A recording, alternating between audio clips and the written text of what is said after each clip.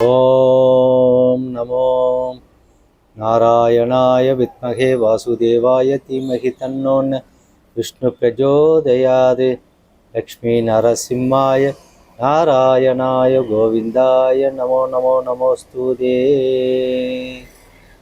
பக்த கொடிகளே, இப்பொழுது கடந்த எபிசோட்டிலே நாம் விஸ்வாமித்திரர் மகரிஷியோட ஸ்ரீ ராமச்சந்திரமூர்த்திக்கு கார்த்திகேயன் முருகப்பெருமானுடைய பிறப்பையும் அந்த புனித நதியான கங்கையாகப்பட்டவள் பூமிக்கு எப்படி வந்தாள் என்பதையும் நாம் பார்த்தோம். பிறகு அதன் தொடர்ச்சியை இப்பொழுது நாம் காண இருக்கின்றோம். என்னவென்றால், அதற்கு முன்பு இப்பொழுது ராம அவதாரத்திலே பகவான் இந்த விஸ்வாமித்திரர் மகரிஷியுடைய சங்கடங்களெல்லாம் தீர்த்து வைத்த பிறகு அவர் அங்கிருந்து அந்த வனத்தின் வழியாக, கங்கையின் வழியாக இப்பொழுது நேராக மிதுளையை நோக்கி சென்று கொண்டிருக்கின்ற வேளை, மிதுளைக்கு மகரிஷி விஸ்வாமித்திரர் பகவானை, ஸ்ரீ ராமச்சந்திரமூர்த்தியை எதற்காக அழைத்து சென்று கொண்டிருக்கின்றார்? அந்த மகாலட்சுமி உடைய அம்சமான சீதா பிராட்டியாருக்கும் ஸ்ரீ ராமச்சந்திரமூர்த்திக்கும் அங்கே விவாகம், திருமணம் நடத்தி வைக்க வேண்டும், அந்த வைபவத்தை நடத்தி வைக்க வேண்டும் என்ற காரணத்துக்காக விஸ்வாமித்திர மகரிஷி அவர்கள் இப்பொழுது பகவான் ஸ்ரீ ராமச்சந்திரமூர்த்தியை மிதுளையை நோக்கி அழைத்து சென்று கொண்டிருக்கின்றார். இந்த வேளையிலே அங்கே பகவான் மிதுளைக்கு சென்று அந்த சிவதனுசை வளைத்து சீதா பிராட்டியாரை கரம் பிடித்தார் என்பதற்கு முன்பு அந்த சிவதனுசுவும் விஷ்ணு தனுசுடைய சில குறிப்புகளை நாம் காண இருக்கின்றோம். எப்படி என்றால், அந்த மிதுளையிலே இருக்கின்ற சிவதனுசு ஆகப்பட்டது விஸ்வகர்மாவால் தயாரித்து விஸ்வகர்மாவால் உருவாக்கப்பட்டது. அதாவது விஷ்ணுவுக்காக ஒரு தனுசுவும் சிவபெருமானுக்காக ஒரு தனுசுவும் விஸ்வகர்மாவால் அங்கே உருவாக்கப்பட்டது. அந்த தனுசுக்கு நாமமானது சிவபெருமானுக்காக தயாரிக்கப்பட்டது சிவதனுசு என்றும், பகவான் மகாவிஷ்ணுவுக்காக தயாரிக்கப்பட்டது விஷ்ணு தனுசு என்றும் நாமம் இயற்றப்பட்டது. இப்பொழுது விஸ்வகர்மா என்ன செய்தார் என்றால், இருவருக்காகவும் தயாரிக்கப்பட்ட இந்த தனுசுக்களை பகவான் மகாவிஷ்ணுவுக்காக தயாரிக்கப்பட்டதை மகாவிஷ்ணுவுக்கு காணிக்கையாக்கினார். பிறகு ஈசனுக்காக தயாரிக்கப்பட்டது ஈசனுக்கு காணிக்கையாக்கினார். இருவரும் மிக சந்தோஷமாக பெற்றுக்கொண்டனர். அதாவது அந்த தனுசுக்களை இந்த அகிலத்திலே எந்த சக்தியாலும் உபயோகிக்க முடியவே முடியாது. அவைகளை தூக்கி நிறுத்தி வளைப்பதற்கு என்பது இருவரால் மட்டுமே முடியும். அது ஒன்று மகாவிஷ்ணு, மற்றொன்று பரமசிவன் மட்டுமே. இப்படிப்பட்ட அந்த தனுசுக்களை தயாரித்து விஸ்வகர்மா இருவருக்கும் பரிசாக அளித்தார். இப்பொழுது இந்த இரு தனுசுக்களில் எந்த தனுசு சிறந்தது என்பது ஒரு வாதம் வந்தது, ஒரு விவாதம் வந்தது. இதற்கு காரணகர்த்தாவாக நம் நாரத மகரிஷி இருந்தார். நாரத மகரிஷி தேவாதி தேவர்களை அனைவரையும் கூட்டினார்கள். பிறகு இந்த இரு தனுசுக்களிலே சிறந்த தனுசு எது என்பதை நாம் பார்க்க வேண்டும். அதற்கு என்ன வழி என்று ஒரு பேச்சு வந்தது. அதற்கு அனைவருமே இருவருக்குமே ஒரு போட்டியை வைக்க வேண்டும். அந்த போட்டியிலே ஈசனும் மகாவிஷ்ணுவும் கலந்து கொண்டு இந்த தனுசுகளை உபயோகித்து எவருடைய தனுசு சிறந்தது என்பதை இந்த போட்டியின் மூலமாகத்தான் நாம் அறிய முடியும் என்று முடிவு செய்தனர். பிறகு மகாவிஷ்ணுவிடமும் சிவபெருமானிடமும் இவைகளை எடுத்து கூறினர். பிறகு இருவரும் ஒப்புக்கொண்டனர், போட்டிக்கு ஒப்புக்கொண்டனர். போட்டிக்கு ஒப்புக்கொண்ட பிறகு இருவருக்கும் போட்டி ஆரம்பிக்கப்பட்டது. பல நாட்களாக ஈசனுக்கும் மகாவிஷ்ணுவுக்கும் மிக அற்புதமாக போட்டி நடைபெற்று கொண்டே இருந்தது. ஒருவருக்கு ஒருவர் சளைத்தவர்கள் அல்ல என்பதை போல அந்த தனுசுக்களிலிருந்து புறப்பட்ட அம்புகள் ஒன்றை ஒன்று இடி இடிப்பதை போல, அங்கே மின்னல்கள் வருவதை போல ஒரு மாபெரும் சத்தத்துடன் மிக அற்புதமாக இருந்தது. ஆனால் பல நாட்கள் கடந்தும் இவைகளுக்கு ஒரு தீர்வே வரவில்லை. பிறகு ஒரு நாள் மகாவிஷ்ணுவின் அந்த தனுசிலிருந்து புறப்பட்ட ஓர் அன்பு ஆனது நேராக சிவதனுசு மேல் பட்டு ஒரு சிறு விண்ணம் ஆகிவிட்டது. ஒரு சிறு விண்ணம்தான், ஆனால் பயன்படுத்தக்கூடியது தான்.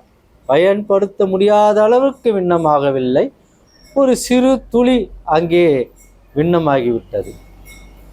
உடனே இதை கண்ட சிவபெருமான், இனி நாம் இந்த தனுசை உபயோகிக்கக்கூடாது. உடனே மகாவிஷ்ணுவிடம் வேண்டி கேட்டுக்கொண்டார், பகவானே, நாம் போட்டியை முடித்து கொள்வோம். பின்னமான இந்த தனுசை வைத்துக்கொண்டு நான் தங்களிடம் போட்டியிட விரும்பவில்லை, யுத்தம் செய்ய விரும்பவில்லை. ஆதலால் தாங்கள் மன்னித்து அருள வேண்டும் என்று இருவரும் இதற்கு ஒப்புக்கொண்டு இந்த போட்டியை முடித்து கொண்டனர். இப்பொழுது அனைவரும் விஷ்ணுவின் தனுசே சிறந்தது என்பது போலவும் அங்கே ஒரு சாரார் அங்கே முடிவு செய்தனர். சரி, இப்படியாக வந்தது தான் இந்த சிவதனுசு. மிதுளையிலே ஜனகருடைய அந்த அரச சபையிலே மிக அற்புதமாக அந்த சிவதனுசை பெற்று வைத்து இருந்தனர். ஒரு நாள் சீதா பிராட்டியார் சிறு வயதிலே விளையாடி கொண்டிருந்த வேளையிலே எவராலையும் நூற்றுக்கணக்கான பேர் தூக்கினால்தான் தூக்க முடியக்கூடிய ஒரு சக்தி பெற்ற அந்த சிவதனுசுவை, எவராலும் தூக்க முடியாத அந்த சிவதனுசுவை அந்த சீதா பிராட்டியார் என்ன செய்தார் என்றால், விளையாட்டு வாக்காக அதை ஒரு புல்லை தூக்கி அப்படி ஓரமாக வைப்பதை போல அந்த தனுசுவை தூக்கி ஓரமாக வைத்து விட்டார். இதை கண்ட ஜனகருக்கு ஆச்சரியம். எப்படிப்பட்ட தனுசு, சிவதனுசு தூக்க முடியுமா? மிக அற்புதமாக தன் மகள் எடுத்து ஒரு புல்லை எடுப்பதை போல எடுத்து விட்டாளே. ஆதலால் இந்த சிவதனுசுவை எவன் ஒருவன் நாடவன் தூக்கி நிறுத்தி வளைக்கின்றானோ அவனே சிறந்த வீரன், அவனுக்கே தன்னுடைய மகளை மனம் முடிப்பது என்பதை முடிவு செய்து வைத்திருந்தார். இப்பொழுது அந்த காலம் நேரம் நெருங்கியது. பகவான் ஸ்ரீ ராமச்சந்திரமூர்த்தியும் லட்சுமணனையும் அழைத்து கொண்டு மகரிஷி விஸ்வாமித்திரர் மிதுளையை நோக்கி வருகின்றார்.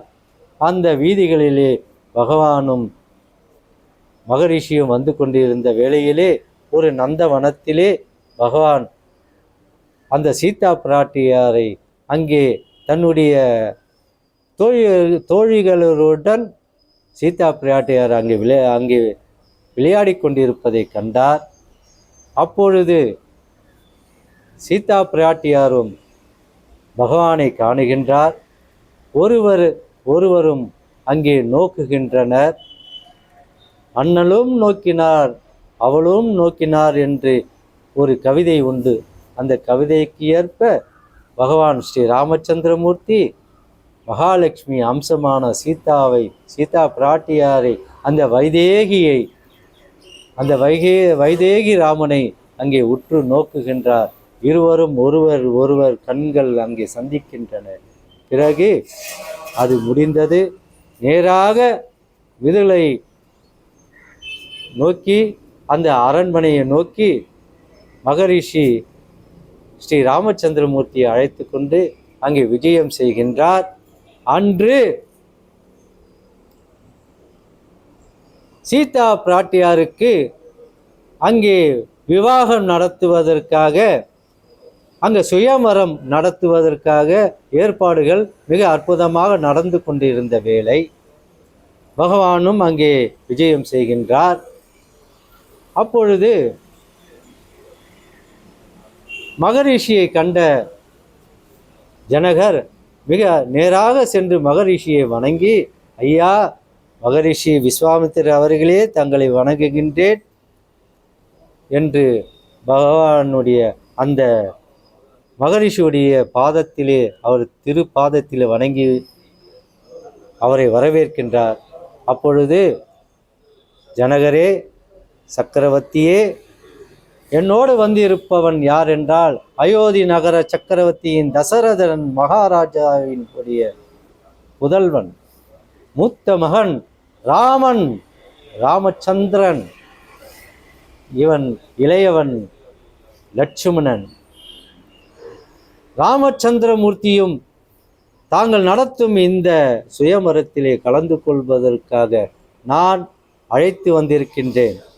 ஆதலால் சுயமரம் நடக்கும் அந்த சபைக்கு எங்களையும் அழைத்து செல்ல வேண்டும் என்று எடுத்து கூற, அங்கே சுயம்பரம் நடக்கும் அந்த சபைக்கு ஸ்ரீ ராமச்சந்திரமூர்த்தியும் லட்சுமணனும் போய் அமருகின்றனர்.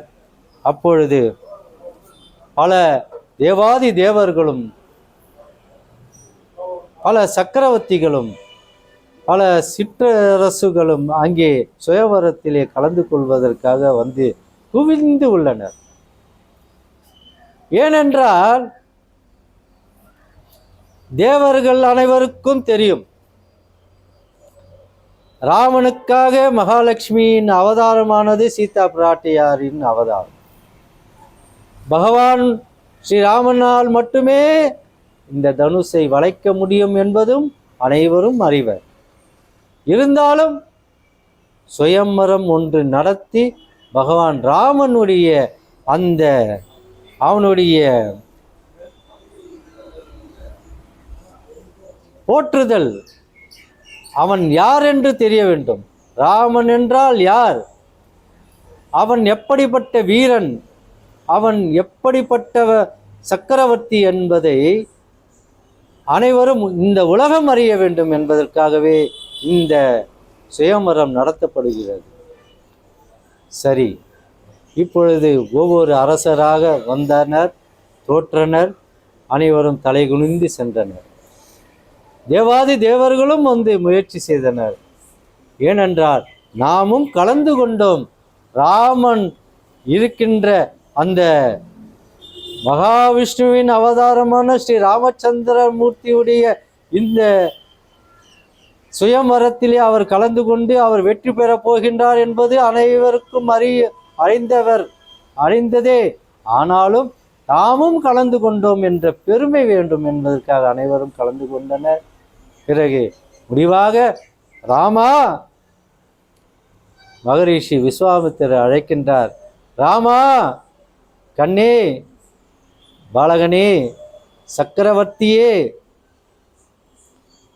எழுந்திரு, சென்று அந்த அந்த தனுசுவை வளைத்து நிலைத்து உடைத்து அவைகளை நீ வெற்றி பெற்று இந்த சுயம்பரத்திலே சீதா பிராட்டியாரை நீ கரம் பிடிக்க வேண்டும்.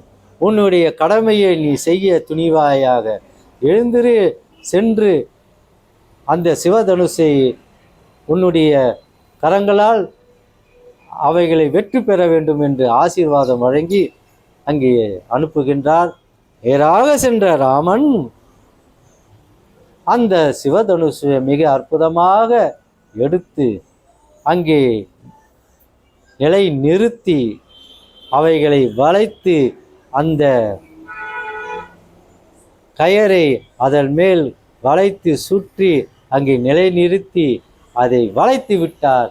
இரண்டாக பிளந்தது. இப்படியாக வில்லை ஸ்ரீராமச்சந்திரமூர்த்தி அந்த சிவ தனுஷான அந்த தனுசுவை வளைத்து உடைத்து அங்கே சிவ தனுஷை வளைத்தார் என்று அப்பொழுது அந்த தேவாதி தேவர்களும் அனைவருமே 33 தேவர்களும் அங்கே சூழ்ந்து விட்டனர், அங்கே குவிந்து விட்டனர். அனைவருமே பூமழை பொழிந்து ராமா ராமா ராமா என்ற அந்த ராம நாமமானது அங்கே எதிரொலித்தது. ஸ்ரீராமச்சந்திரமூர்த்திக்கு வெற்றி பெற்றார். ஸ்ரீராமச்சந்திரமூர்த்திக்கே வெற்றி வெற்றி என்று அனைவரும் ராமா சீதாராமா ஜானகி ராமா தசரத ராமா வைதேகி ராமா ராமா ராமா ராமா என்ற அந்த ராம நாமமானது அங்கே எதிரொலித்தது. பிறகு மிக அற்புதமாக வில் வளைப்பு முடிந்தது. இந்த வில் வளைப்புக்கு பிறகு பகவான் ஸ்ரீ ராமச்சந்திரமூர்த்தி சீதா பிராட்டியாரை கரம் பிடித்து திருமணம் செய்தார் என்பதை அடுத்த எபிசோட்டிலே நாம் காண்போம் என்று இத்துடன் இந்த அரிய வாய்ப்புக்கு நன்றி கூறி விடைபெறுகின்றேன்.